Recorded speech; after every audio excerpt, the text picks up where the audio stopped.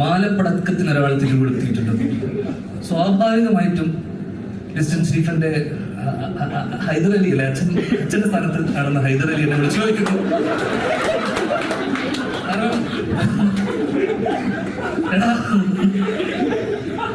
കാരണം നിന്നെ ഉദ്ദേശിച്ചാണ്. കാരണം മാലപ്പടക്കം തിരികൊളുത്തി. സ്വാഭാവികമായിട്ട് പടക്കം മാല.